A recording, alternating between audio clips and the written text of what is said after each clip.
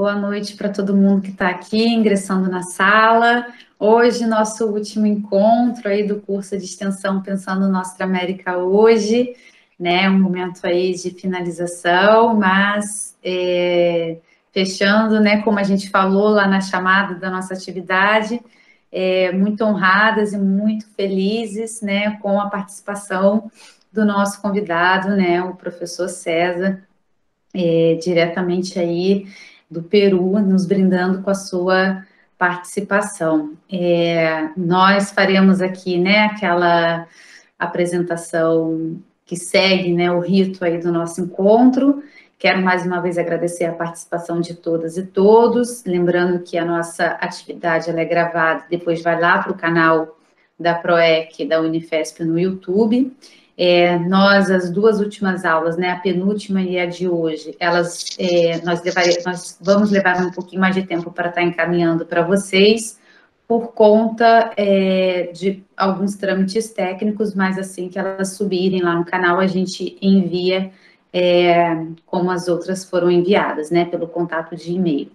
E hoje, né, nós vamos então aqui dar início à nossa atividade, o pessoal vai entrando, né, na medida do curso, mas a gente não quer também perder aqui, de certa maneira, muito tempo, né, para a gente ter mais tempo com o nosso convidado. Então, eu vou passar aqui a palavra para a Mariana e a Bianca, que estarão hoje aqui, né, fazendo a mediação dessa mesa, nossas extensionistas. Mais uma vez eu quero agradecer as alunas Mariana, Bianca e todas as outras envolvidas nessa atividade, a coordenadora também, Cláudia Mazei, né, enfim, esse projeto que está hoje, né, fechando essa primeira edição, porque a gente já fala numa outra edição, numa segunda edição, que está aqui se encerrando, só aconteceu, né, e só está acontecendo porque são aí 8 extensionistas, 9 extensionistas, né, que estão ativamente aí na organização dessa atividade. Então, eu agradeço muito a vocês. Hoje eu estou muito feliz e muito honrada, porque recebi já, inclusive, essas lindas flores, né, de presente. Então, quero aqui expressar o meu carinho, o meu afeto, tudo de maravilhoso para vocês e agradecer mais uma vez a oportunidade de ter construído, estar construindo, né, este curso, mas também uma universidade, né, do povo para o povo. Então, vocês me orgulham muito e sinto-me muito realizada. Então, sem mais delongas, professor César, muitíssimo obrigada. As alunas vão fazer aí a apresentação e eu quero mais uma vez agradecer a sua participação, a sua presença aqui com a gente. Mária, é com você. Mária ou Bianca, eu não sei. Olá, boa noite, eu me chamo Bianca e vou fazer minha descrição visual. Eu sou uma mulher negra de pele clara, tô com os cabelos trançados meio preto, meio branco, e atrás de mim tem um fundo branco. Primeiramente, queria dizer que todos sejam muito bem-vindos. A gente está muito feliz, né, de ter chegado até aqui, o 7º e último encontro, com um tema tão importante, né, que é a educação na América Latina e luta emancipatória por uma formação descolonizada.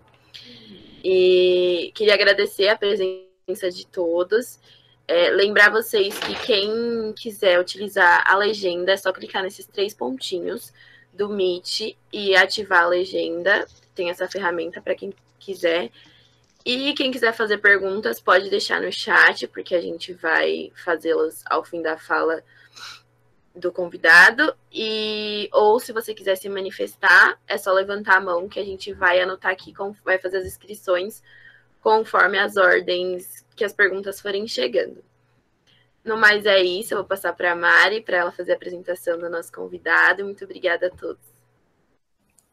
Boa noite a todas, todos e todes. Meu nome é Mariana, eu sou uma mulher parda, de cabelos escuros, cacheados e volumosos, tenho os olhos escuros e hoje visto uma blusa preta de gola alta e brincos dourados. Atrás de mim tem um guarda-roupa amarelo escuro. Eu sou mestranda em educação pela Unifesp Guarulhos e primeiro eu gostaria de agradecer imensamente a oportunidade de compor essa mesa, de compor essa mediação, né, com a Bianca. Gostaria também de agradecer a oportunidade de estar com a professora Joana, né, chamar a atenção da importância das nossas universidades públicas. É uma honra compor essa comissão organizadora do evento com as meninas do serviço social, e essa troca de saberes e conhecimentos só são possíveis por causa da nossa universidade, que é uma universidade plural, que é uma universidade que está sempre disposta a abrir as portas, né, para que esse conhecimento seja construído dessa forma tão legal como tem acontecendo. Então, que nós possamos defender as nossas universidades públicas, né? E agora eu apresento a vocês o nosso convidado, o professor catedrático da Universidade Nacional Maior de San Marcos, é o professor César Germana Cavero. É um grande sociólogo peruano e um dos maiores intelectuais e conhecedores da vida e obra de Aníbal Quijano. O professor César formou-se na Universidade Nacional Maior de San Marcos, concluiu seu mestrado na Faculdade Latino-Americana de Ciências Sociais e seu doutorado na Universidade Stenham de Francia. Bienvenido, profesor César. Dispondrás de aproximadamente 1 hora o 1 hora y media para realizar tu presentación. Gracias. Y boa mesa a todos nós. Bueno, muchas gracias por la presentación. Y quisiera, en primer lugar, agradecer a la profesora Joana la invitación que me hizo para participar en este curso. Creo que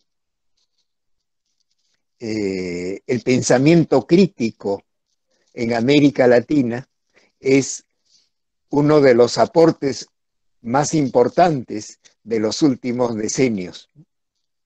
Y este pensamiento crítico nos permite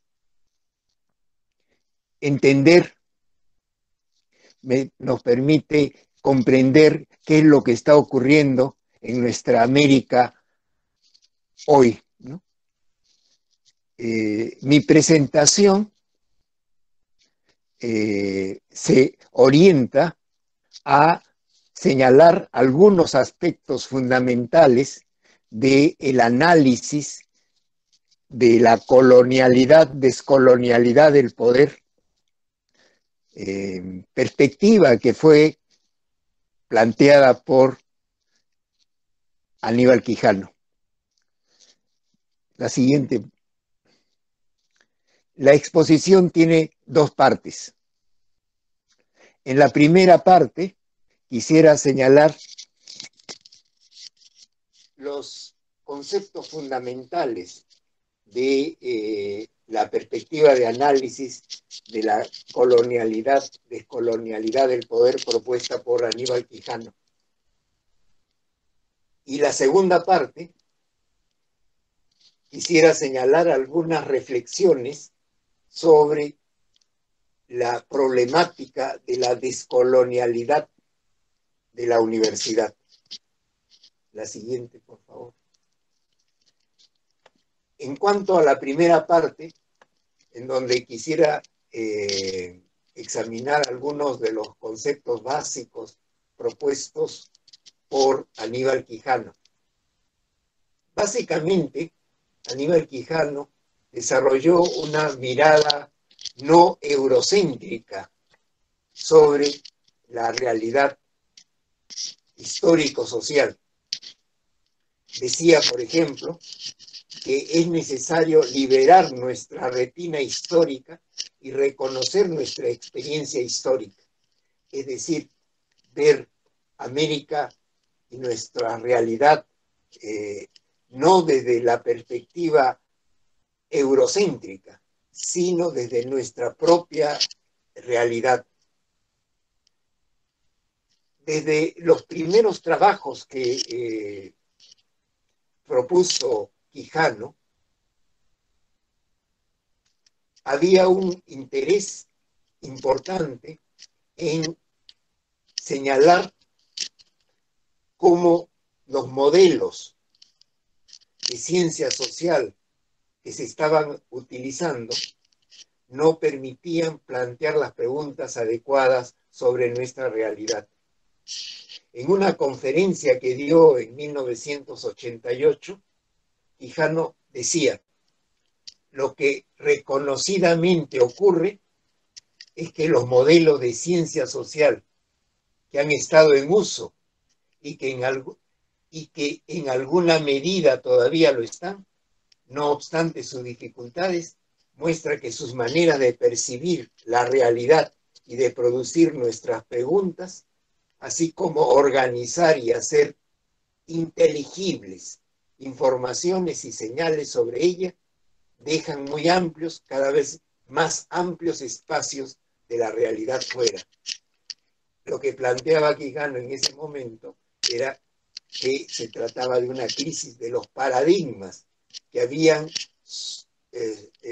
sostenido la ciencia social que había surgido en Europa, y por lo tanto proponía la reconstrucción de un nuevo paradigma para el estudio de la vida social, y en ese sentido se puede encontrar en sus propuestas cómo se establecen nuevos principios para el análisis de la realidad histórico-social. En esa conferencia sostenía que el conocimiento que aquellos modelos o paradigmas, se refiere a los modelos de ciencia social que normalmente se utilizan, el conocimiento que aquellos modelos o paradigmas producen es obsoleto y o parcial y distorsionado. Y por eso es que proponía la reconstitución de una problemática latinoamericana. El siguiente.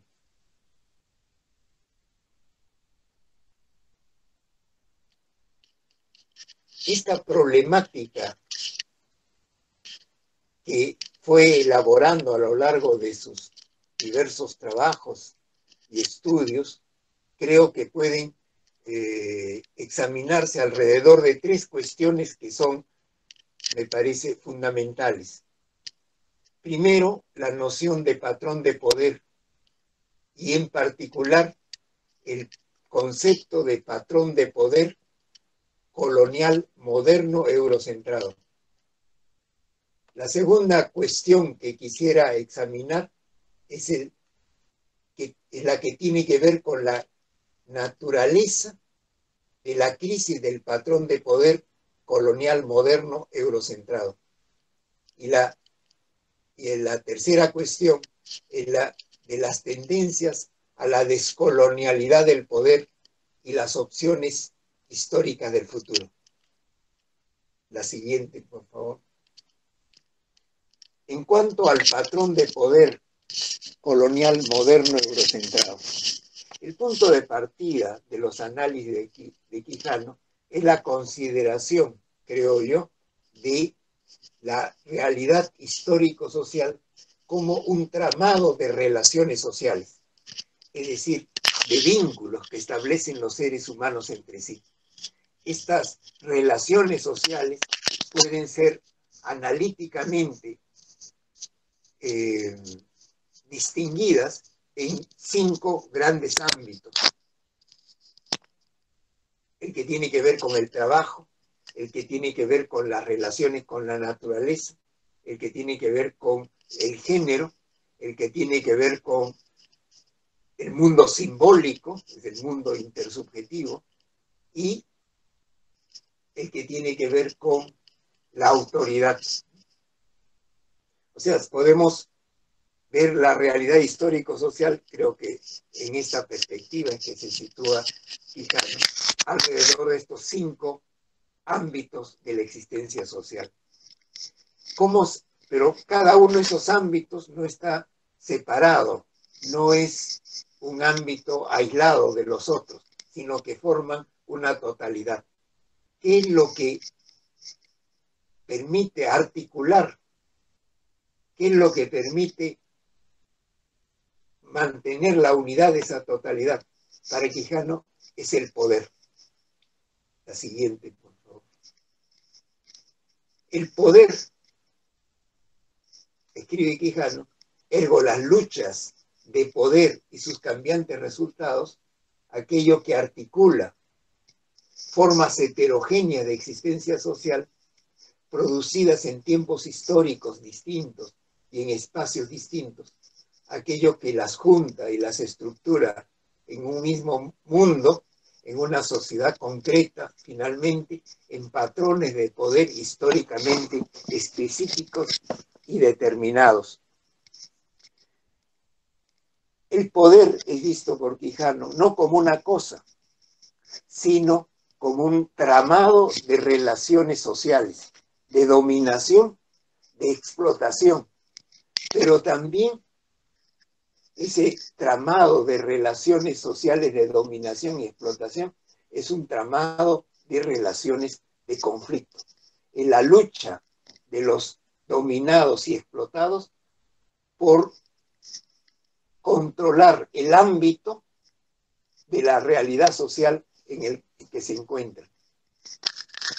Entonces, un patrón de poder para Quijano es una matriz, una estructura que articula el conjunto de las relaciones sociales, formando una totalidad histórica compleja.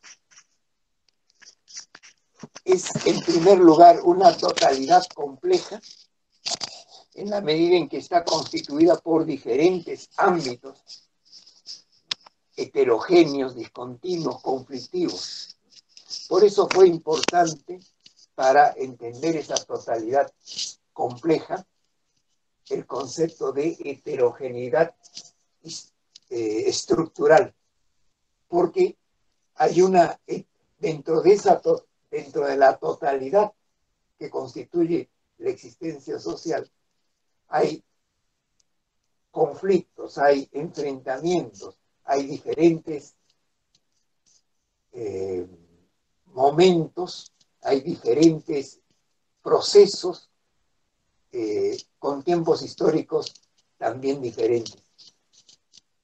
Y es compleja esa totalidad en la medida en que cada uno de los elementos influye en los otros. No solamente hay una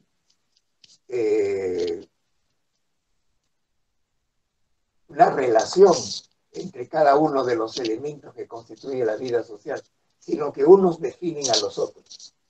Por ejemplo, lo económico define lo político, pero también lo político lo económico. Lo cultural define lo económico y lo político, así como lo económico y lo político define lo cultural. Es decir, son interdependientes, y no solamente interdependientes, sino también se interdefinen. Esa totalidad compleja, que es la existencia social, que es lo que Quijano denominaba un patrón de poder, es también una realidad histórica. Es decir, ese patrón de poder surge en un determinado momento, se desarrolla, se consolida y finalmente llega a un momento en donde ya no puede seguir reproduciéndose y entra en un periodo de crisis. Abre una etapa de transición hacia otro u otros patrones de poder. El siguiente. Quijano se interesó por un patrón de poder específico, sui generis, al que denominó patrón de poder colonial, moderno, eurocentrado. Este sui generis específico patrón de poder surgió en 1492, con la conquista ibérica de lo que va a denominarse después América.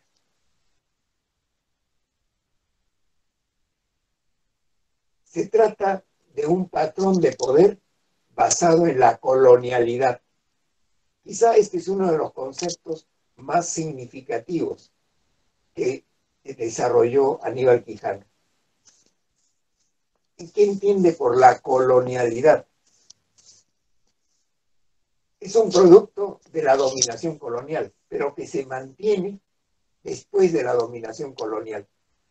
La colonialidad es una especie de alquimia social, en donde una relación de dominación de los conquistadores sobre los conquistados se convierte en una relación biológica. Por eso surge la noción de raza, ¿no? Que hay razas superiores, que serían los conquistadores, y razas inferiores, que sería la de los colonizados, los pueblos originarios y los pueblos que fueron traídos de el África en condición de esclavitud. La colonialidad estableció nuevas identidades. Quizá uno de los aspectos más significativos de esta colonialidad es el hecho de que los conquistadores establecieran nuevas identidades. No solamente la idea de indios, que ya era un equívoco, ¿no? Sino la concepción, la visión que unificaba las diversas tradiciones de los pueblos originarios de América. En América había los aztecas, los mayas, los chicas, los incas, pero para los conquistadores todos eran indios. Lo mismo ocurría con la población que trajeron del África en términos de esclavos, que provenían de diversas tradiciones culturales, pero a todos los llamaron negros. Y los que no eran ni indios ni negros eran los blancos. Esta colonialidad se establece desde 1492. Los iberos, para garantizar la dominación colonial, establecieron entonces esta noción de raza, porque eran los superiores los que podían dominar a los inferiores, que eran los dominados, los colonizados. La noción de raza se mantiene hasta el día de hoy. Aquí en el Perú, en estos últimos meses, hemos visto cómo a los que han apoyado la candidatura del que es ahora presidente, Pedro Castillo, han considerado que los indios no podían ser parte del gobierno porque son inferiores. Esta idea de la inferioridad se ha mantenido hasta el día de hoy y es quizá uno de los rasgos que sustenta la dominación de una enorme población, sobre todo de la población de los pueblos originarios, así como de la población afrodescendiente. No solamente se trata entonces de la colonialidad, sino tiene otra cara este patrón de poder. El siguiente, por favor. La cara más vistosa es la modernidad. Para Quijano, la modernidad tiene que ver con una manera de establecer las relaciones sociales basadas en la razón instrumental, en el cálculo entre medios y fines. Si la colonialidad implicó la racialización de las relaciones sociales, la modernidad va a implicar la racionalización de las relaciones sociales en términos del cálculo de medios y fines. Y este patrón colonial moderno es eurocentrado en la medida en que el eje del poder se encuentra en Europa, primero en España, después en Holanda, después en Inglaterra, finalmente en Estados Unidos. Es entonces un patrón de poder en donde la hegemonía se da en Europa en diversos momentos. Por eso Quijano dice, con la constitución de América Latina, en el mismo momento y en el mismo movimiento histórico, el emergente poder capitalista se hace mundial. Sus centros hegemónicos se localizan en zonas situadas en el Atlántico, que después se identificarán como Europa, y como ejes centrales de su nuevo patrón de dominación se establecen también la colonialidad y la modernidad. En breve, con América Latina, el capitalismo se hace mundial eurocentrado y la colonialidad y modernidad se instalan asociadas como los ejes constitutivos de su específico patrón de poder hasta hoy. Quizá habría que señalar que no solamente es el capitalismo como tal, sino todo el conjunto del patrón de poder, es decir, los diferentes ámbitos que se tienen como eje articulador el poder cuyo centro es Europa. El siguiente. Los componentes básicos de este patrón de poder son el capitalismo, que es visto como la acumulación incesante de capital, el Estado-nación como la forma de articulación de las relaciones de autoridad basadas en la soberanía, en la ciudadanía y en el nacionalismo. El patriarcalismo como la dominación masculina, el eurocentrismo como una manera de ver la realidad, de percibir, de conocer y de los conocimientos sobre la realidad social que tienen como base Europa. Es lo que un autor denomina el universalismo europeo. Europa es un ámbito, una provincia del mundo, se convierte en la hegemónica e impone sus maneras de ver, de percibir, de sentir, de conocer al mundo, al mundo entero como si fueran las únicas formas legítimas de conocer. Quizá allí se encuentre uno de los elementos centrales de la colonialidad. Y finalmente el dominio de la naturaleza. En este patrón de poder, la naturaleza se considera como un objeto que puede ser explotado indefinidamente.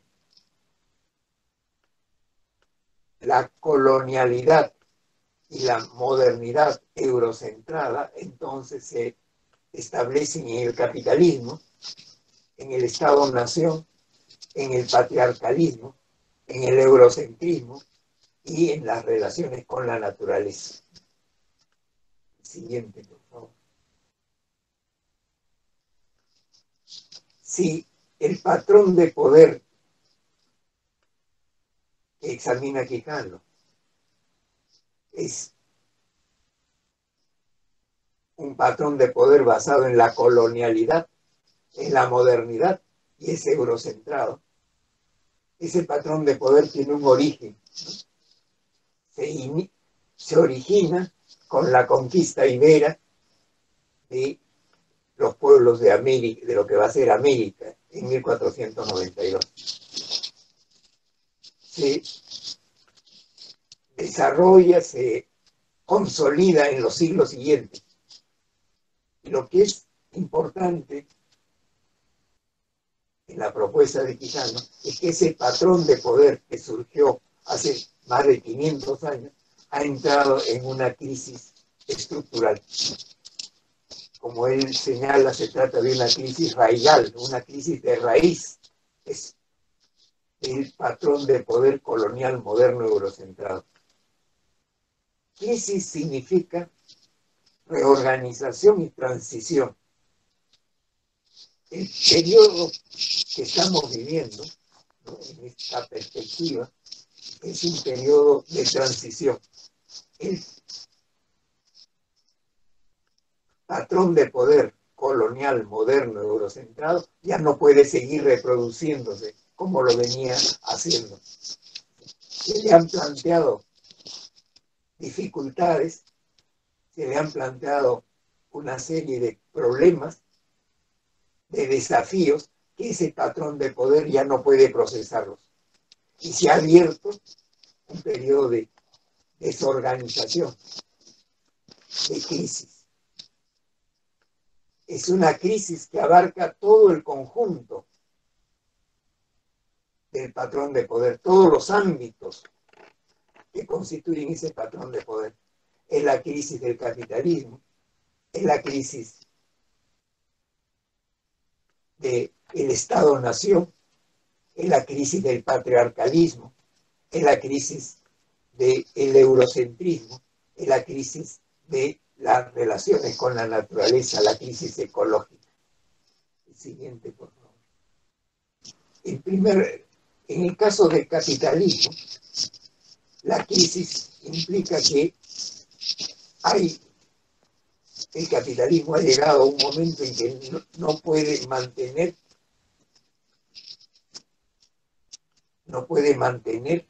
el mismo proceso de acumulación de capital. Y por lo tanto, el capitalismo ha llegado a un momento en donde ya no puede mantener esa incesante acumulación de capital. El siguiente, por favor.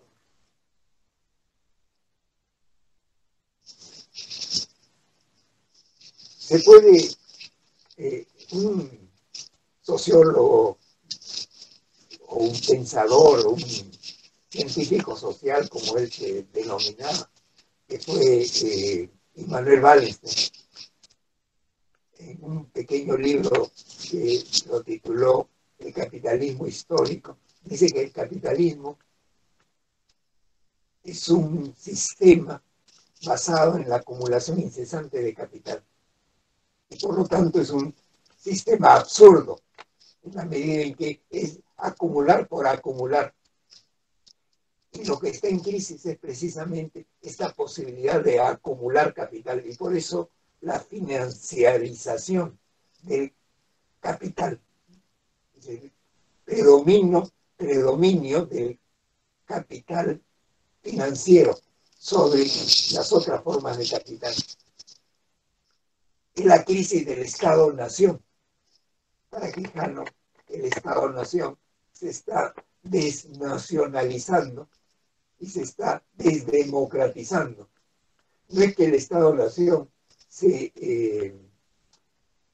erosione, sino esta forma específica de dominación basada en la soberanía y en la ciudadanía es la que está perdiendo capacidad para mantenerse. Es la crisis del patriarcalismo, el desafío de los movimientos feministas y de los movimientos LGTB, creo que han puesto en cuestión el predominio, la dominación masculina. Es la crisis del eurocentrismo, el surgimiento de perspectivas de análisis descoloniales en América Latina, por ejemplo, muestran cómo ya no es posible aceptar los modelos de ciencia social, por ejemplo, que nos imponen desde fuera. El surgimiento, la presencia de con saberes de los pueblos originarios, creo que es otro de los elementos que pone en cuestión el eurocentrismo. Y en la crisis de las relaciones con la naturaleza, la crisis ecológica, quizás sea uno de los aspectos más característicos de la crisis de este patrón de poder. El calentamiento global, que puede llevar a la desaparición de la especie humana, es quizá uno de los desafíos mayores que se enfrenta este patrón de poder y, por lo tanto, la necesidad de transformarlo. La posibilidad de construir otro orden social. El siguiente, por favor. Esta fue la preocupación de Aníbal Quijano. No se trataba únicamente de entender las tendencias, los procesos que permitían analizar hacia dónde estamos yendo, conocer la realidad histórico-social que nos permite saber hacia dónde se dirigen esos procesos, sino también la posibilidad de transformar esta realidad en función de la búsqueda de otro orden social. Creo que se puede definir la perspectiva de la colonialidad, descolonialidad del poder, señalando que no solo se trata de una búsqueda por conocer cómo se desenvuelve la realidad histórico-social, sino también la búsqueda por construir otro orden moral, otro mundo posible, y también una búsqueda política por alcanzar ese otro mundo posible. La descolonialidad, entonces, es el eje central de la búsqueda de construir otra manera de organizar la existencia social. La descolonialidad implica, por lo menos,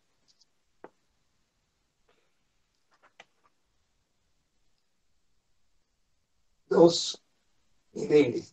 Se trata, de un lado, de un proceso y de otro lado, de un proyecto. De un proceso,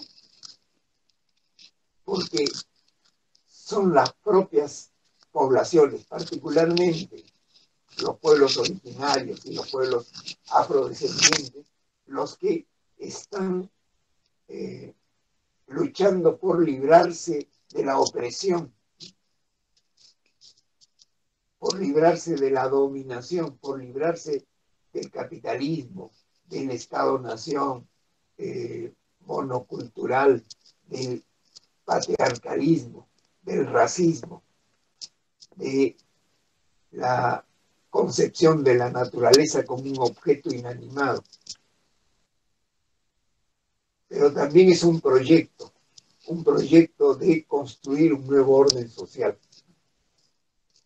En esta perspectiva se puede encontrar que en las reflexiones de Quijano hay dos realidades sociales sobre las que basa sus análisis de la posibilidad de otro orden social.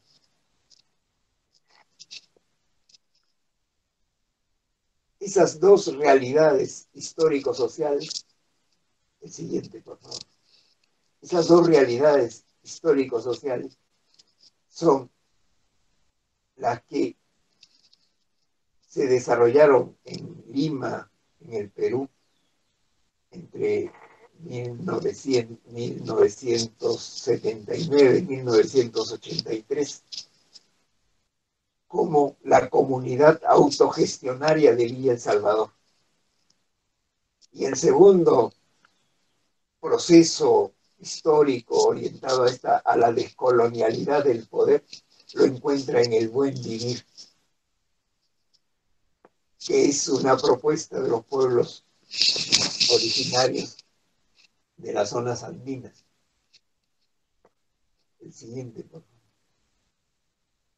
En la comunidad autogestionaria de Villa El Salvador fue una organización que surgió a fines de la década de 1970, de una población que no tenía dónde vivir, invadió un área baldía y se organizó comunitariamente. La Cuaves, sostuvo Quijano, fue la primera y hasta aquí la más importante experiencia de democracia directa que lograron establecer los trabajadores del nuevo mundo urbano de América Latina en el curso de sus luchas contra el poder oligárquico. Inclusive, aunque no mucho después fueron envueltos en la derrota local y mundial de su clase, por un momento ellos asumieron su experiencia con el nombre de cuavismo como la forma propia y el primer tramo de su propia trayectoria al socialismo. La Cuaves constituía una forma de democracia directa, es decir, los propios pobladores eran los que decidían su propio futuro, su destino. Desarrollaron formas de organización comunal. Tenían un grifo comunal, tenían una farmacia comunal, y así desarrollaron actividades en donde el eje era la comunidad y el ejercicio del poder era un ejercicio basado en los propios pobladores. La Cuaves fue, en la perspectiva de Quijano, un ejemplo de la socialización del poder. La socialización del poder político, señaló, consiste en la redistribución del poder político entre los productores organizados y a través de sus propios organismos directamente incorporados a su vida cotidiana, de modo que ellos puedan ejercer el control inmediato y directo de ese poder. Esta idea de la socialización del poder que se plasmó en la cual creo que era uno de los ejes de la propuesta de la descolonialidad del poder, que el poder ya no sea ejercido por una minoría que a través del Estado y a través de otras instituciones logra la dominación de los sectores subalternizados, sino la capacidad de los propios ciudadanos de organizar y decidir su propio futuro. La otra experiencia orientada a la descolonialidad del poder es aquella vinculada al buen vivir. Siguiente, por favor.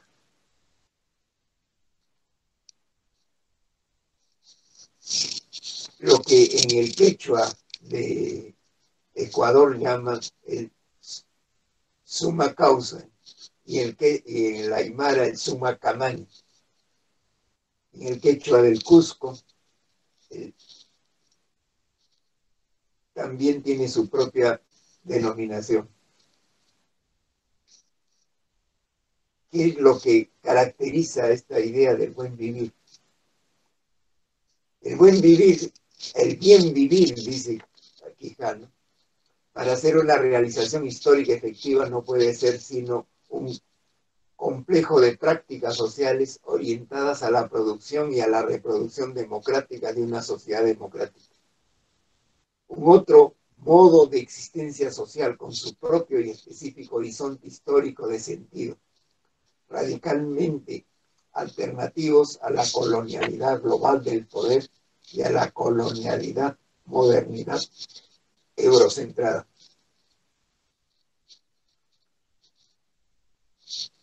Hay en esta propuesta de una construcción democrática, de una sociedad democrática, creo que los elementos centrales que van a definir la idea de bien vivir en términos de las relaciones de trabajo, la desmercantilización de los vínculos de trabajo y el establecimiento de la reciprocidad, es decir, el intercambio de bienes y servicios por fuera del mercado. En cuanto a las relaciones de autoridad, se trata de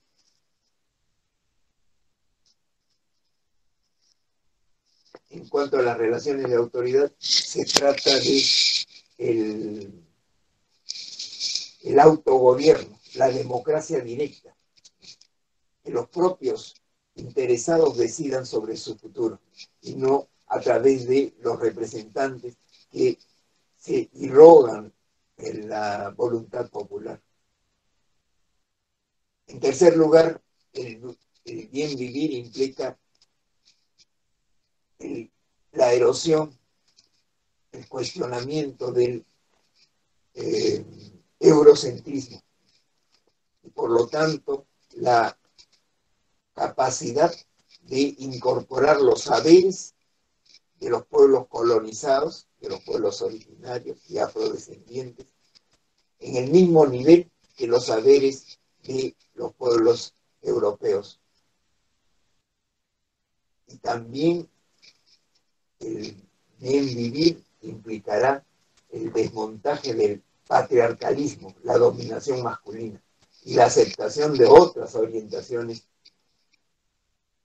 sexuales que impliquen la aceptación por parte del conjunto de la vida social de esas opciones. Finalmente, el bien vivir, quizá uno de los aspectos más significativos, es el de considerar a la naturaleza como una realidad que tiene vida propia y a la que hay que respetar. Durante milenios, los pueblos originarios han vivido de manera armónica con el mundo, con la naturaleza. Y el bien vivir implicará esta vuelta a esta relación armónica entre los seres humanos y la naturaleza. El bien vivir implicará, por lo tanto, también, ¿no?, una nueva racionalidad, una nueva manera de vincularse entre los seres humanos, ya no basado en el cálculo entre medios y fines, sino basado en la solidaridad, en la capacidad, en la cooperación, en la búsqueda de formas de vida, de existencia social, en donde no exista la explotación de unos sobre otros. Un ejemplo de esta descolonialidad es lo que se puede plantear en relación a la educación.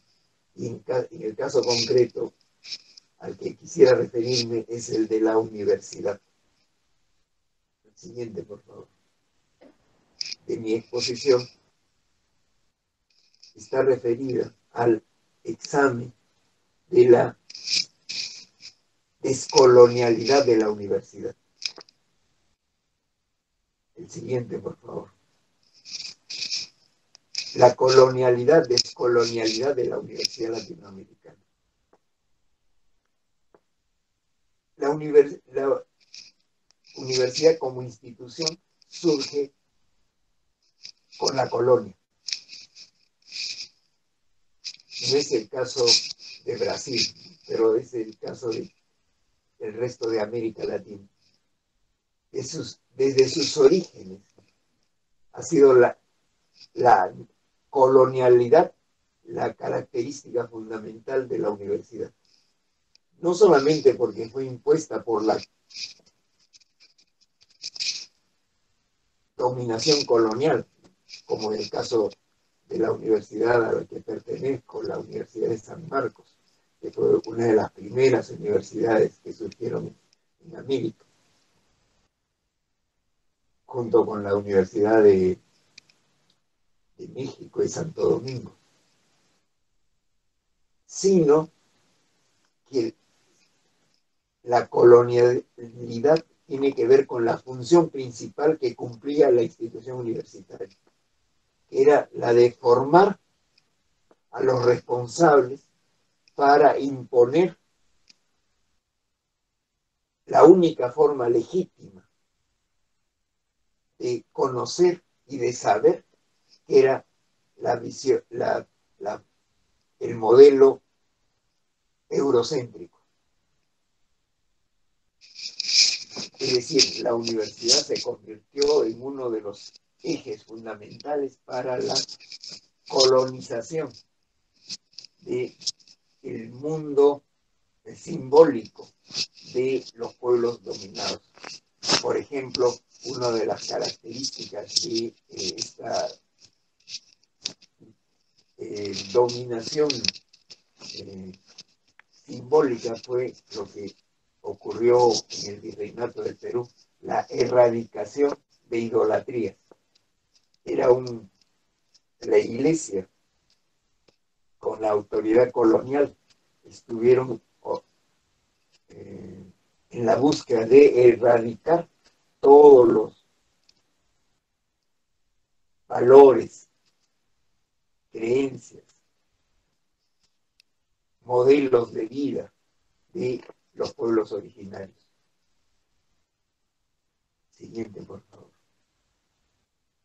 La Universidad Republicana mantuvo la colonialidad de la institución.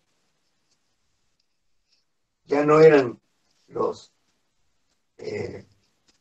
ya no se formaban a los predicadores para la colonización espiritual de las poblaciones indígenas, sino que se formaba a la aristocracia, a una minoría que era la que dominaba la república. Se trataba de una universidad oligárquica, una universidad jerárquica, una universidad en donde no se desarrollaba ni la ciencia ni la tecnología moderna. Con la siguiente, por favor. Con la reforma, con las luchas del movimiento de la reforma universitaria que surgió en la Universidad de Córdoba, en Argentina, en 1918, se fue construyendo en América Latina, con diferentes ritmos y modalidades, la universidad moderna colonial. ¿Por qué moderna? Porque fue abandonando el carácter escolástico de la formación que provenía de la época colonial y fue asumiendo, fue luchando por incorporar la ciencia y la tecnología en la formación de los profesionales. Pero esta universidad moderna tenía su cara colonial, porque la colonialidad se mantuvo. Se consideraba que la ciencia europea, la ciencia que se desarrolló en Europa, el tipo de universidad que se desarrolló en Europa, era la universidad legítima, la universidad que era la forma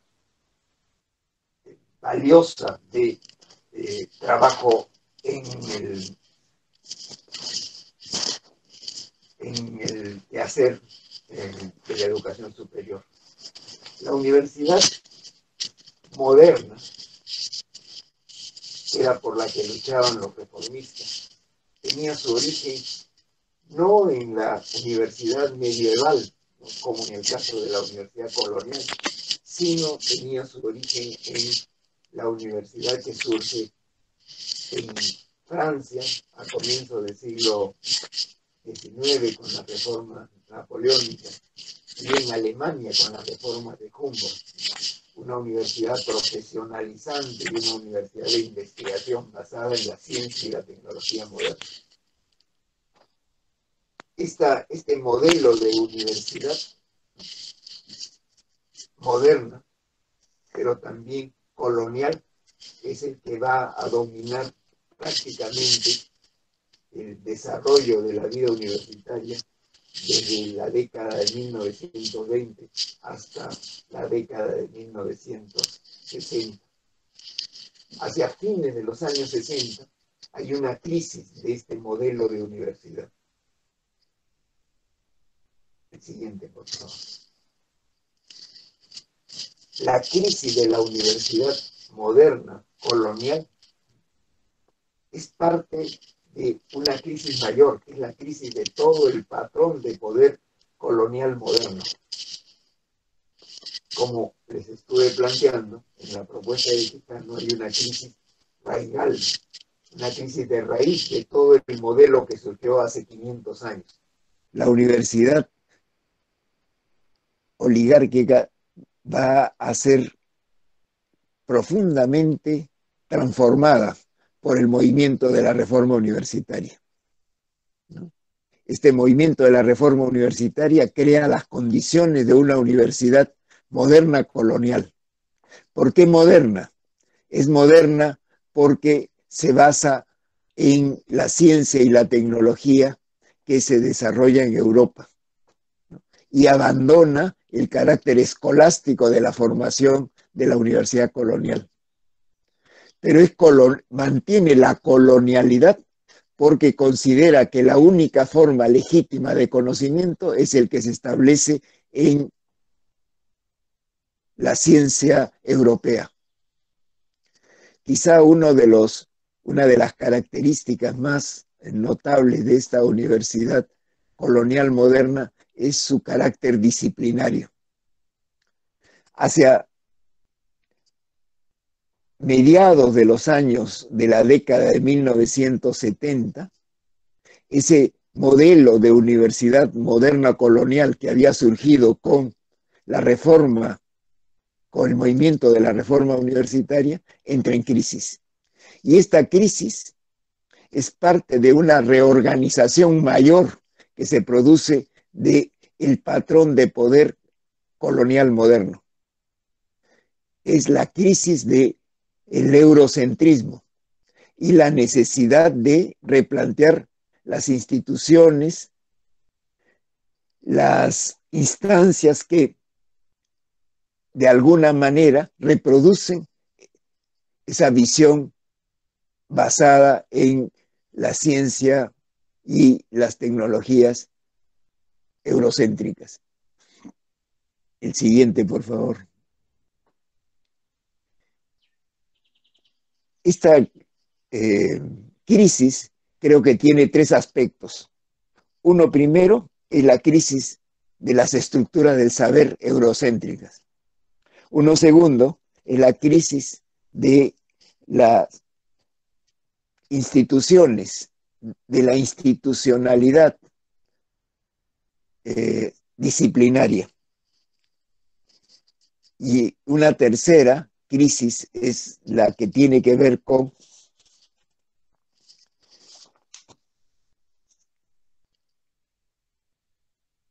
la relación con la sociedad a la cual pertenece la universidad. La crisis de las estructuras de saber eurocéntricas es quizá uno de los aspectos más significativos. ¿Qué implica esta crisis de las estructuras de saber? El saber eurocéntrico se basa fundamentalmente en tres principios. Uno primero es el principio o el paradigma de la simplificación. Se basa en una idea que el filósofo Descartes planteó en el discurso del método. La realidad es compleja, decía. Si queremos estudiar esta realidad compleja, hay que dividirla en tantas partes como sea posible y estudiar cada una de esas partes de manera aislada. De esta manera surge en la universidad una estructura disciplinaria. Cada una de las partes de la realidad social se va a convertir en un departamento. Y cada departamento y los departamentos afines van a formar facultades, y varias facultades una universidad. En ese sentido se puede decir que uno de los aspectos centrales del saber eurocéntrico es el del paradigma de la simplificación. El otro elemento es el que tiene que ver con la identidad entre pasado y futuro. Solo todo es un eterno presente, es decir, se deja de lado la historia. Los fenómenos históricos sociales, ¿no?, son fenómenos que se van transformando, se van desarrollando a lo largo del tiempo. La idea de que se elimina el tiempo es una idea central a la ciencia eurocéntrica. Y el otro elemento es el de la concepción de la ciencia como una ciencia libre de valores, ¿no?, que no puede estar contaminada con opciones políticas o morales, ¿no? Y por lo tanto, el científico queda librado únicamente a la búsqueda de la verdad sin tener en consideración otros valores como la justicia o la belleza. Entonces, un primer elemento de la crisis de la universidad moderna colonial es la crisis de las estructuras del saber eurocéntrico. El siguiente, por favor. Un segundo elemento es la crisis de las estructuras académicas e institucionales disciplinarias. Como les decía, la universidad surge sobre la base de una epistemología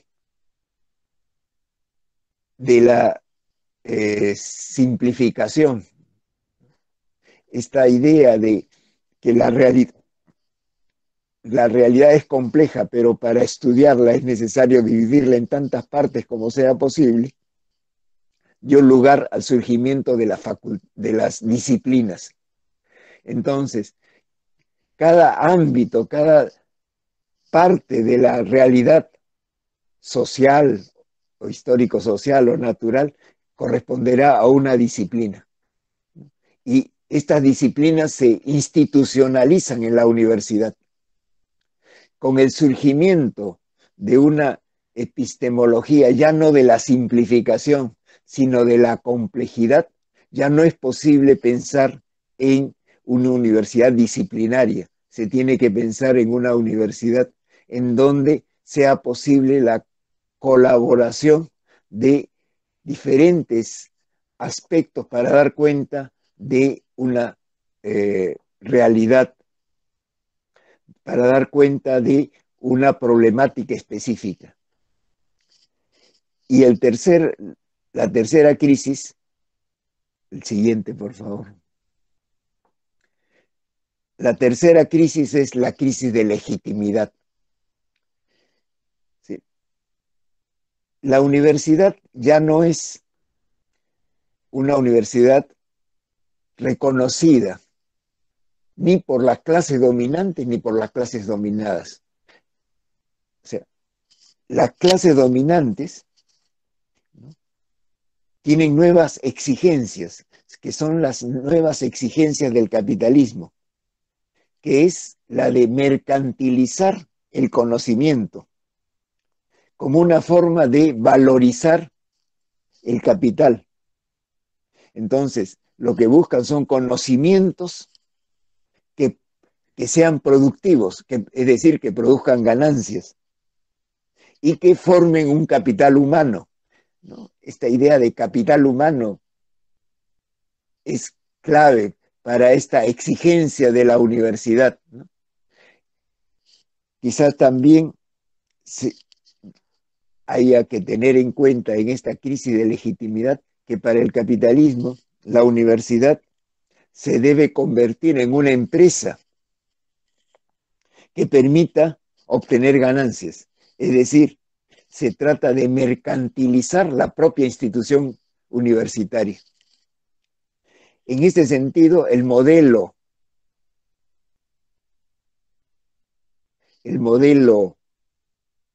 de la universidad colonial moderna que surgió con la reforma universitaria ya no es útil para las nuevas exigencias del capitalismo. Pero tampoco los sectores dominados reconocen la legitimidad de la universidad. En la medida en que los pueblos originarios y los pueblos afrodescendientes no se sienten representados, ni en términos de sus conocimientos, de sus saberes, ni en términos de las opciones que se le ofrecen para su formación académica profesional. En este sentido, se plantea la necesidad de una nueva universidad.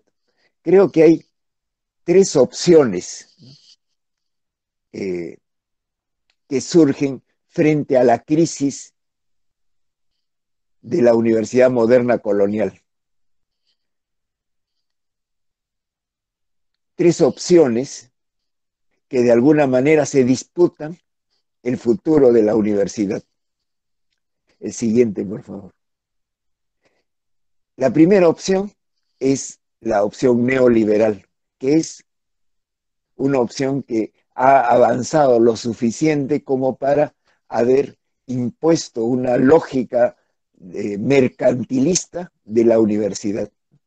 Entonces, ya no solamente entonces la universidad se convierte en una institución que ofrece una educación como un bien público, sino como una mercancía. Entonces han surgido las universidades particulares cuyo objeto ya no es solamente producir conocimientos y formar profesionales, sino obtener ganancias. Se ha mercantilizado la universidad. Una segunda opción es aquella que plantea modernizar la universidad. Es el proyecto de desarrollar una universidad lo suficientemente científica y tecnológica como para estar a la altura de las universidades europeas, ¿no? O estadounidenses. Entonces, el modelo de universidad, ¿no?, que podríamos llamar neodesarrollista, ¿no? Un ejemplo característico fue la reforma universitaria que se desarrolló en Ecuador, ¿no?, que implicó una evaluación de las universidades y en donde se eliminó a una universidad indígena, la Amauta Iguasi, ¿no?, porque no correspondía con los parámetros de una universidad del tipo europeo o estadounidense. Es decir, se trata de llevar adelante lo que algunos han denominado una segunda reforma universitaria, ¿no?, que haga de la universidad una institución central de la investigación en ciencia y tecnología equivalente a el de los países centrales. Una universidad en donde aparezca en los rankings, ¿no? Es, la idea del ranking es fundamental, ¿no?, porque los artículos indexados, ¿no?, es decir, que la universidad entre en la lógica de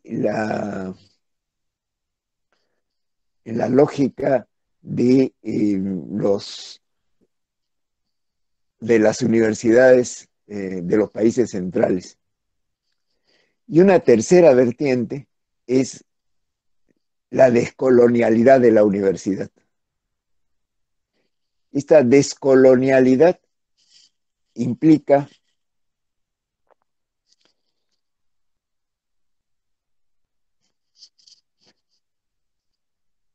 un cambio fundamental, ¿no? Que la universidad sea capaz de incorporar los saberes de los pueblos que fueron colonizados. Boaventura de Sousa Santos lo dice con bastante claridad. La universidad no solo participó en la exclusión de las razas y etnias consideradas inferiores, sino que también teorizó sobre su inferioridad, una inferioridad extendida a los conocimientos producidos por los grupos excluidos, en nombre de la prioridad epistemológica concedida a la ciencia. Entonces, se trata de superar, ¿no?, la descolonialidad, por lo menos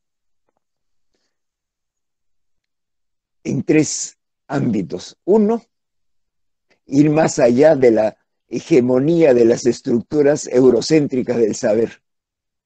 Dos, la superación de las estructuras institucionales disciplinarias. Y tres, el diálogo entre el saber académico y los saberes de los grupos sociales subalternizados por la colonialidad del poder. El siguiente, por favor. En cuanto a la superación de las estructuras eurocéntricas de saber, por lo menos implicará tres aspectos. Primero, ir más allá de del paradigma de la simplificación. Como les estaba diciendo, este paradigma implica dividir la realidad compleja en tantas partes como sea posible y estudiar cada una de esas partes de manera aislada. Y por lo tanto, separar lo que está unido. Y esta idea de la simplificación que llevó a la disciplinarización del conocimiento es una de las mayores limitaciones para entender una realidad que no puede ser dividida en tantos ámbitos como sea posible. En segundo lugar, el otro aspecto de las estructuras de saber eurocéntricas, que tiene que ver, como les decía, con la eliminación de la historia, de la historicidad de los fenómenos sociales, es recuperar el carácter procesal que tiene la realidad histórico-social. Es decir, incorporar el tiempo como un factor fundamental para entender la realidad histórico-social. Y, en tercer lugar, se trata de considerar el conocimiento no como una eliminación del sujeto. En esa relación sujeto-objeto, el conocimiento queda en esta visión objetivista. El conocimiento solamente es resultado del objeto y se pone entre paréntesis al sujeto, sino lograr la intersubjetividad del conocimiento, que el conocimiento es producto del trabajo colectivo que realizan los que se dedican a un determinado ámbito del saber. Entonces, la complejidad, la historicidad y la intersubjetividad del conocimiento creo que son elementos fundamentales para una superación de las estructuras eurocéntricas del saber. No se trata entonces de ser un especialista en todos los ámbitos del conocimiento humano, sino de ser una persona, un investigador que se dedica a una problemática específica y por lo tanto a una problemática que abarca todos los aspectos de la vida social. Si, por ejemplo, la problemática del género no puede ser abordada únicamente por la sociología o por la economía o por la historia o por la antropología o por la ciencia política, sino es una problemática que abarca todos esos ámbitos y el que se dedica a esa problemática tiene una visión compleja de lo que está ocurriendo con los problemas del género. El segundo aspecto es la superación de, el siguiente por favor,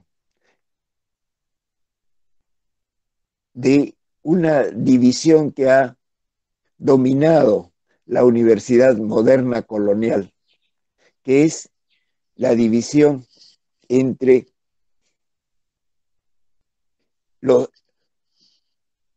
la ciencia y las humanidades, y en donde las ciencias sociales en algunos casos se asimilaba a las ciencias y en otros casos se asimilaba a las humanidades, ¿no? Es lo que se ha denominado la tesis de las dos culturas. La cultura científica, que es la cultura de los científicos que buscan la verdad mediante el método experimental, y por otro lado la cultura humanística, aquellos que buscan reflexionar sobre el bien, la justicia o la belleza, ¿no? Se han considerado estos dos mundos separados. El científico no tenía por qué interesarse por los problemas del bien o de la belleza, y el humanista no tenía por qué interesarse en los problemas de las ciencias. Este modelo de las dos culturas es un modelo que surge a partir del siglo XVII en Europa. Fue Kant seguramente el punto de partida de esta división entre estos dos mundos separados. Con anterioridad al siglo XVII, sobre todo en la época del Renacimiento y en la Edad Media europea o en la antigüedad griega o romana, no existía esta separación entre estas dos culturas, mucho menos en otras civilizaciones, la civilización hindú, la civilización china, no existía la idea de dos culturas. Esto surge con la modernidad eurocéntrica. Y la universidad ha sido producto de estas dos culturas.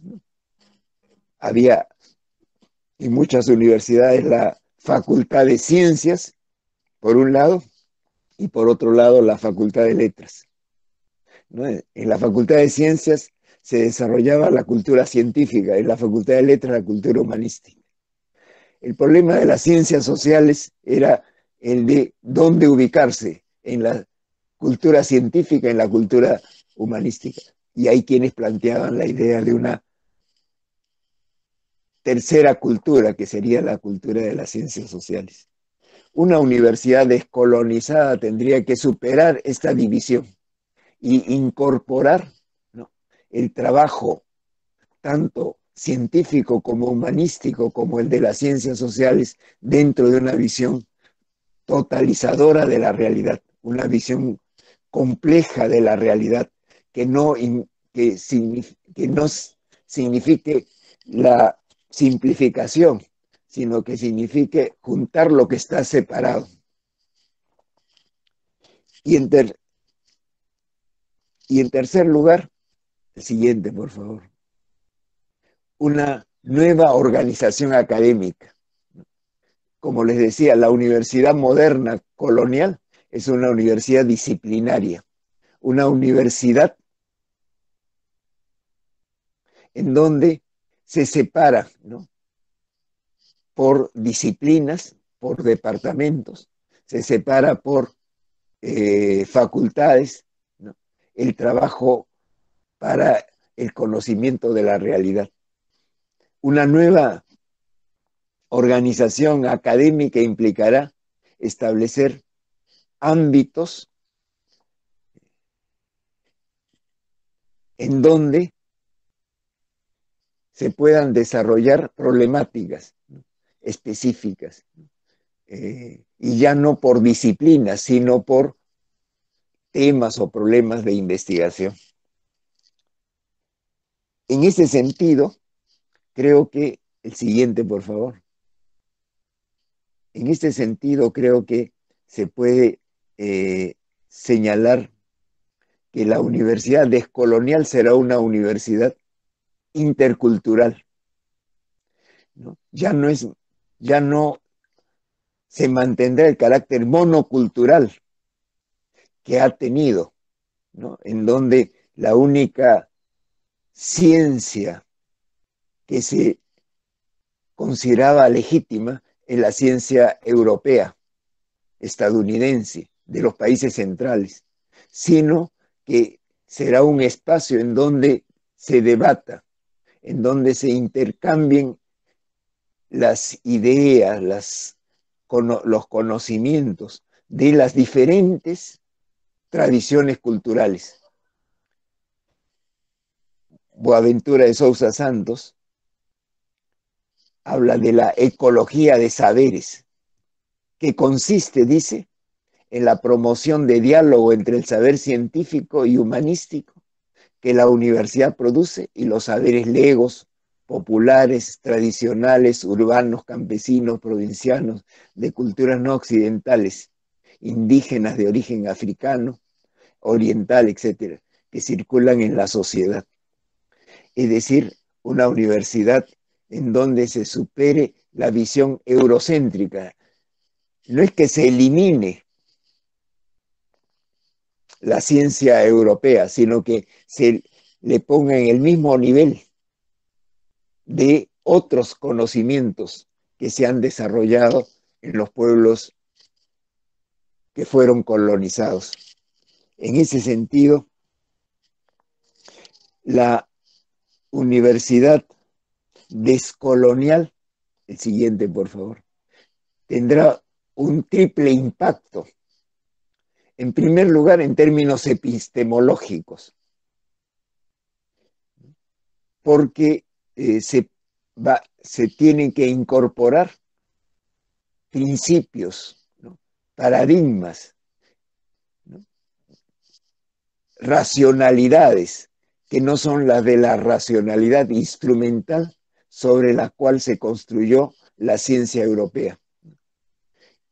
En segundo lugar, en términos organizativos, porque se podrá superar las limitaciones, las fronteras, las anteojeras que pone una universidad disciplinaria, en donde cada disciplina tiene su autonomía, tiene su propio desarrollo independientemente de las otras.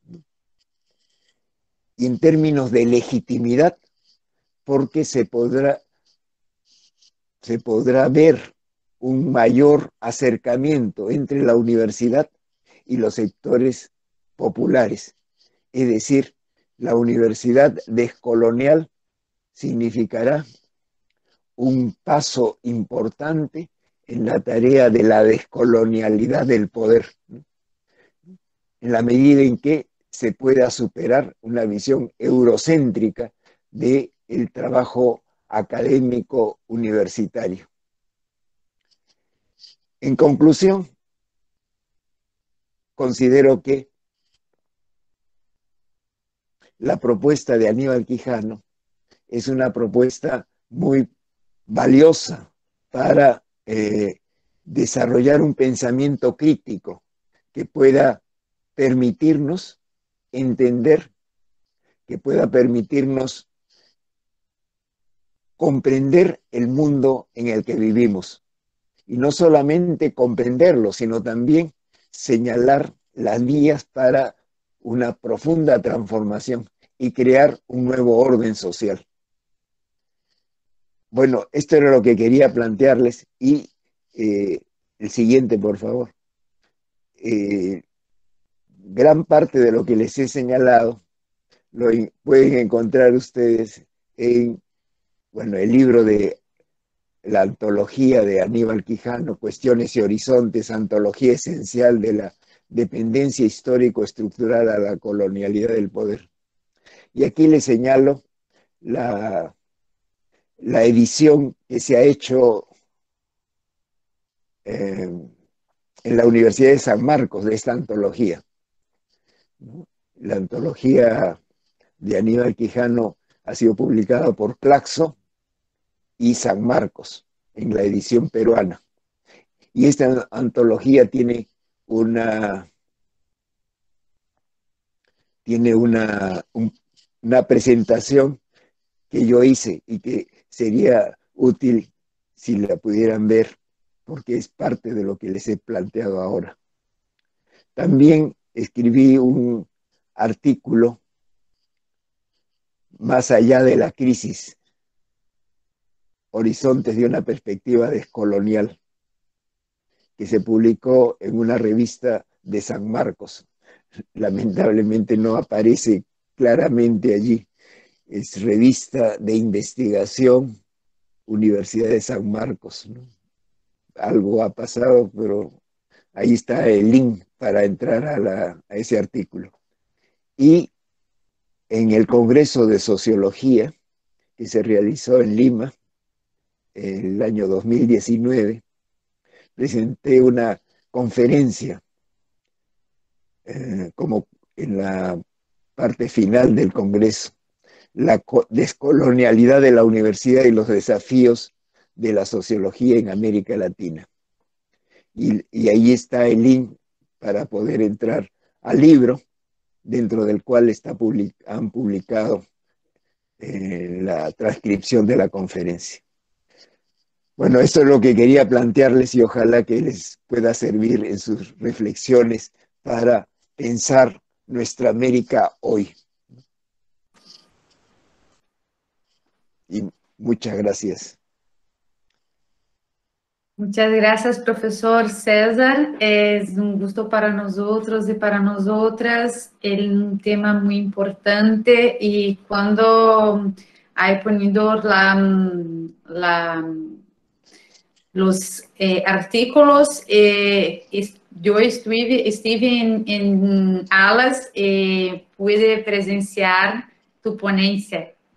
Más una vez, un gusto estar con usted, porque fue el primer contacto que tuve con tu presentación y también más acerca del pensamiento de Aníbal y de toda la ponencia de hoy, de todos los temas que hay trabajado. Me parece un gran desafío pensar en nuestra América, pero también pensar en la realidad brasileña cuando tratamos de una perspectiva descolonial, porque tenemos un desafío tanto de la parte de esta posibilidad de ampliar los horizontes, de ampliar las fronteras, de cambiar los procesos, y también me parece que es una cosa sin pensar, que es una perspectiva un poco enganosa que vem sendo muy planteada en Brasil, que es la idea de una recusa absoluta del pensamiento eurocéntrico, que la perspectiva decolonial es la perspectiva que nega, refuta el pensamiento eurocéntrico. Y me parece que eso es un gran problema, porque precisamos también de este pensamiento, incluso para hacer nuestras análisis, nuestros avances y también nuestros cambios.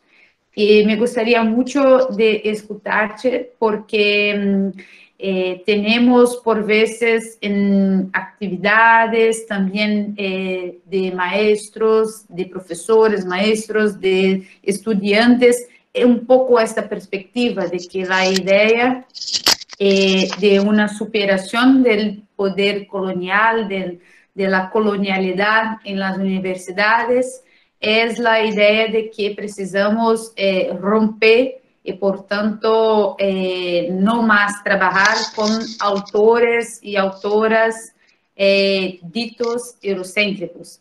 Y yo voy a abrir también para los participantes, para quien quiera hablar, para quien quiera también crear un diálogo con usted. Y también dejo una cuestión que me parece importante, que es un poco del trato que da Mariátegui en relación a la cuestión del feminismo y de las mujeres. Yo tuve la oportunidad de estudiar algunos de sus escritos, chiquitos escritos sobre la revolución femenina, sobre las mujeres entre 1924 y 1929, creo que sea estas las datas, las fechas. Y me parece que Mariátegui también trabajaba con esta perspectiva de no se distanciar por completo de las perspectivas del pensamiento europeo, pero es necesario crear e insurgir un pensamiento propio latinoamericano. Me gustaría de escucharte para saber si no estoy interpretando mal estas concepciones. Bueno, yo creo de que Mariátegui efectivamente desarrolló una perspectiva no eurocéntrica, pero valoraba el pensamiento europeo. Tan es así que la revista que publicó incorporó trabajos sobre psicoanálisis, por ejemplo, o sobre el arte y la literatura europea que admiraba, ¿no? Es decir, yo creo que se trata, y eso me parece fundamental en la propuesta de Boaventura de Sousa Santos, de un diálogo de saberes, de una ecología de saberes, ¿no? Es decir, como ha planteado Enrique Dussel, ¿no? Se trata de provincializar Europa, es decir, de convertir a Europa en un ámbito tan equivalente a las otras provincias culturales que existen en el mundo, y no lograr lo que Immanuel Wallenstein llama un universalismo europeo, ¿no? Sino más bien que Europa sea una provincia más, ¿no? En el mundo de hoy, ¿no? Entonces Mariátegui tenía, creo, esa visión, ¿no? Que la ciencia, el conocimiento europeo es tan importante, pero que debería ser también tomado en cuenta una visión particular sobre nuestra América. Se podría decir de Mariátegui que afirmaba que nuestra América no es Europa, y por lo tanto no podemos utilizar las mismas categorías para estudiarla. De allí su conflicto con la Tercera Internacional, por ejemplo, ¿no? En su visión sobre el papel de los campesinos y en la revolución. Perfecto, exacto, porque al mirar estos chiquitos artículos de Mariátegui en trato de la cuestión de la mujer, de los feminismos, me parece muy inaugural de parte de Mariátegui al tratar feminismo como feminismos. Y al trabajar con la perspectiva del feminismo, centra en la perspectiva de que hay un feminismo liberal, hay un feminismo de centro y hay un feminismo de la clase trabajadora. Por tanto, son escritos muy inaugurales, muy distintos do que temos a seguir, por exemplo, em contexto de outros países em Latinoamérica. Hablar da questão de um feminismo latino-americano, creio que trabalhava também nesta perspectiva. Se podría hablar entonces de un feminismo descolonial, ¿no? Exato, exato. Me parece que sim, pero não trabalha com esta perspectiva tão nitidamente, tão claramente, mas me parece muito distinto de todo do que li, do que busquei em este percurso, porque em la gran parte das autoras, em gran parte mulheres, trabalham com um horizonte do feminismo da Revolução Russa ou do feminismo do norte del continente americano, pero Mariátegui me parece que no exclui la perspectiva del feminismo revolucionario, pero trabaja con la idea de que pensamos de que hay que tener una perspectiva de un feminismo latinoamericano. Y esto que estamos hoy a tentar cambiar en América Latina y en Brasil, el forjar, el analizar, el crear un feminismo también que incorpore las pautas, los intereses, las resistencias de las mujeres latinoamericanas, porque también notamos eso en la vida concreta, cuando falamos, por ejemplo, de la situación de las mujeres trabajadoras, pero no trabajamos con el concepto de raza, no trabajamos con el concepto de pueblos originarios, no trabajamos con la cuestión de las mujeres en una perspectiva de clase. Y me parece que este es también un cambio muy importante a partir de la obra de Quijano, porque trata de forma más específica las cuestiones de género en un contexto latinoamericano. Efectivamente, creo que hay una, por eso, más que una teoría de la colonialidad, descolonialidad, es una perspectiva de análisis, ¿no? En la medida en que se trata de establecer algunos principios que nos permitan dar cuenta de una realidad específica como es la de América Latina, ¿no? Perfeito, perfeito. Eu vou perguntar aqui agora se alguém tem alguma manifestação, se vocês, né, quem está aqui nos assistindo, gostaria de deixar alguma pergunta, algum agradecimento, fazer alguma manifestação para o nosso convidado de hoje, né, aproveitando que a gente está aí no nosso último encontro, né, já estamos aí fazendo, né, digamos, o encerramento da nossa atividade hoje, né, desse primeiro curso de extensão, né, da primeira, digamos, da primeira edição. E aí eu gostaria de saber se tem alguém, se as meninas aí, né, se as extensionistas querem fazer alguma pergunta. Acho que a Mari já está aí, né? Não?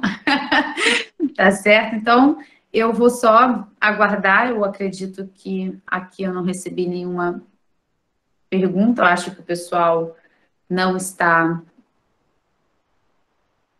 não está colocando, algumas pessoas já estão saindo aqui, mas, professor, não temos perguntas, mas eu quero, uma vez mais, agradecer muito tu participação, tu dedicação e, sobretudo, a possibilidade de cambiar perspectivas de uma América mais descolonizada, podemos falar assim, y también de toda tu dedicación en la parte de la presentación, de nos trazer una presentación muy detallada, que ha facilitado muchísimo la parte, por ejemplo, para quien no tiene mucho contacto con la lengua y puede acompañar perfectamente tu ponencia.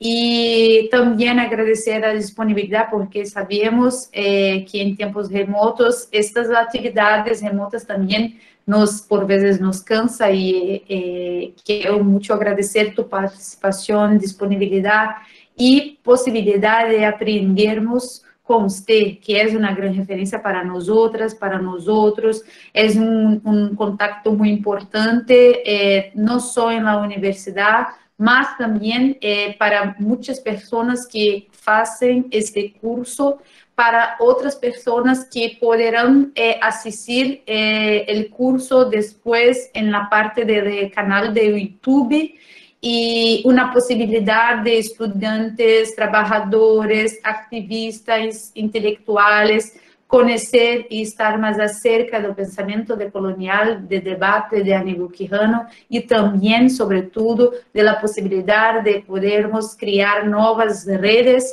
com você. Es para nosotros un gran éxito.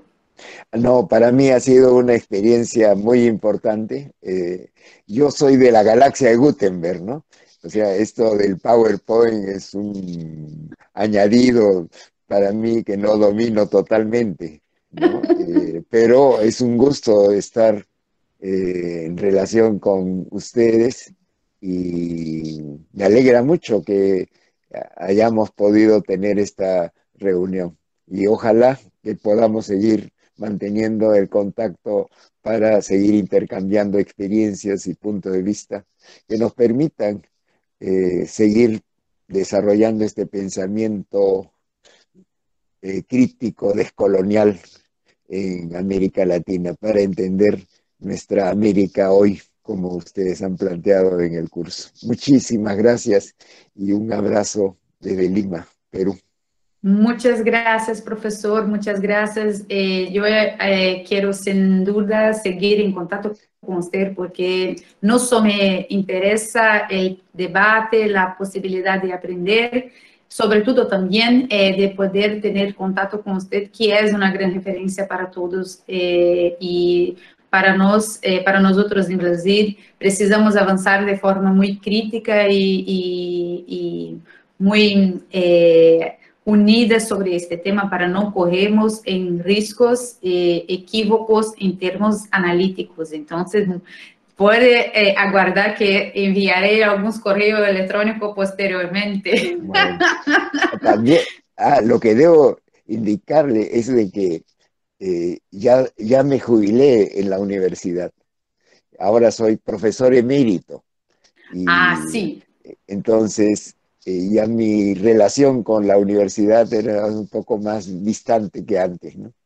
Entonces, perfecto. Pero, en fin, siempre sigo interesado en estos problemas y estoy trabajando precisamente en ese tema de la descolonialidad del pensamiento social crítico. Y estaremos en contacto. Ha sido un enorme gusto estar con ustedes. Certo, muitas graças. Muitas graças. Então, Bianca, Mari e Mariana também, né? Vou passar aqui para vocês, vou fazer um breve fechamento, depois passo para vocês e a gente, então, já faz aqui a nossa despedida, né? Com muita alegria, muita satisfação que nós, então, estamos aqui, né, fazendo o encerramento da primeira edição do curso Pensando Nossa América hoje.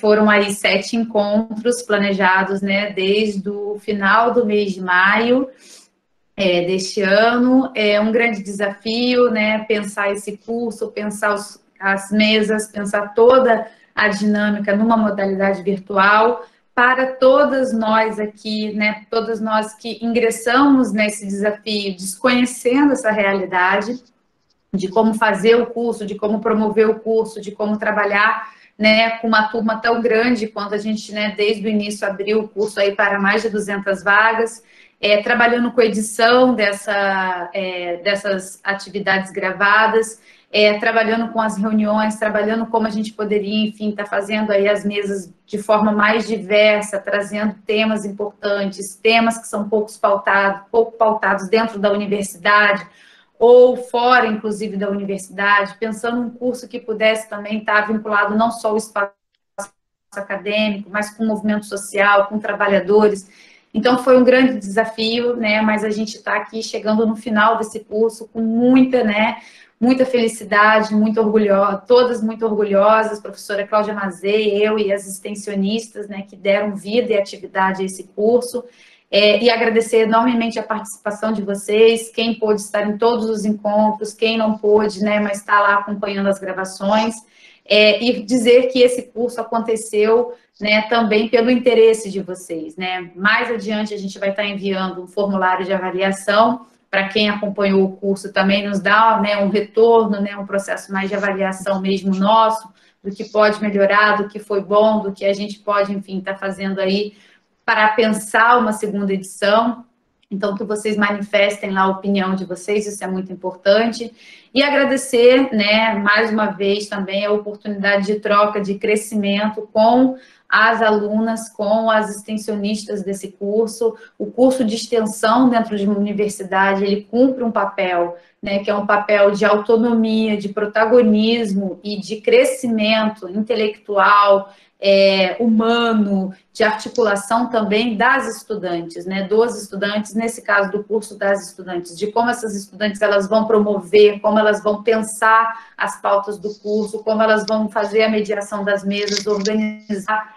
Isso também é uma possibilidade de quebrar um pouco da hierarquia que ainda se constitui nos espaços universitários, né, de uma relação hierarquizada. Então, eu quero aqui dizer que foram dias, né, períodos de muito crescimento, né, em que eu tive a oportunidade de conhecer de perto não só as grandes potencialidades dessas alunas desse curso de extensão, mas a dimensão afetiva, a dimensão de parceria, da gente poder, enfim, ficar feliz, ficar nervosa, ficar tensa e tudo no contexto virtual. É importante eu falar para vocês do curso que eu não conheço as alunas pessoalmente, mas elas já são mais do que alunas, são amigas e parceiras de vida. Então, a vocês eu agradeço, dedico muito todo o êxito desse curso, porque vocês fizeram ele acontecer. Então, eu sou muito grata por ser docente do curso de Serviço Social da Unifesp e por ter a oportunidade de criar com vocês esses espaços para além dos muros da universidade. Muitíssimo obrigada. E agora vocês fazem o encerramento.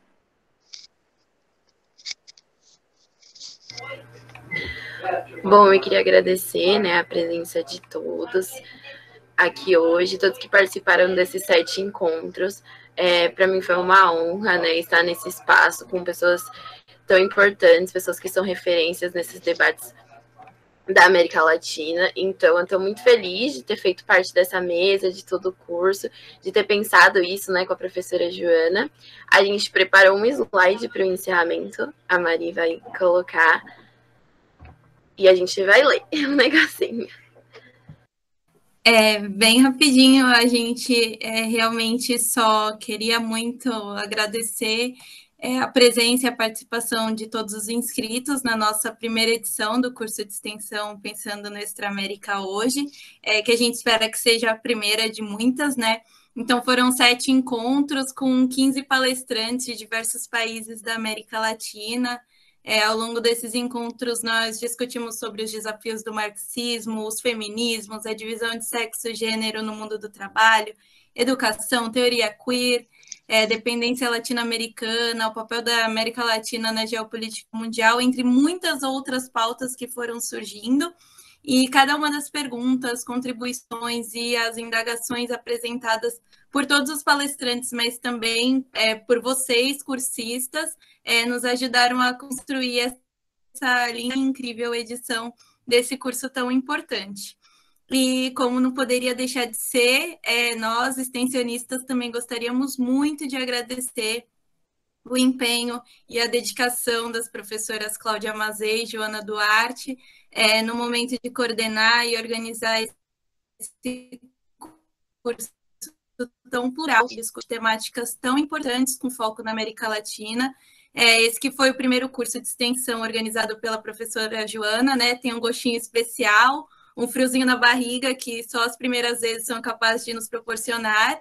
E hoje, com todo o carinho, nós enviamos flores a ela, a homenageamos, por saber de todo o amor que ela colocou aqui, que compartilhou conosco enquanto nos orientava e acreditava que nós seríamos capazes também de fazer parte de um momento tão importante da sua jornada. Então, essas 2 mulheres incríveis se tornaram exemplos e inspirações para cada uma de nós, extensionistas. Nosso muito obrigada a vocês, e sonho que se sonha junto vira realidade. sigamos. É isso, muito obrigada. Esse é um desenho que a Laísa fez, especialmente para vocês, professora Joana. E a gente quer só agradecer muito, muito por você ter deixado, né, a gente fazer parte desse projeto de um sonho seu. Dizer que a gente está muito honrada, né, de estar nesses espaços e como é importante para mim, para todas nós, ocupar esses espaços, né? A universidade pública, ela proporciona essas oportunidades que são únicas. Então, como é importante estar aqui com todos vocês, com gente que também não está na universidade, mas que faz parte da comunidade externa. Então, a universidade pública, ela precisa ser defendida, esses espaços precisam ser ocupados por todos. Então, obrigada, professora, por dividir esse sonho com a gente. Muito obrigada por compartilhar esse conhecimento de forma gratuita e acessível. Muito obrigada, porque a educação, ela transforma, né? E a gente sabe disso e a gente tem fé, muita fé nisso. Obrigada, viu?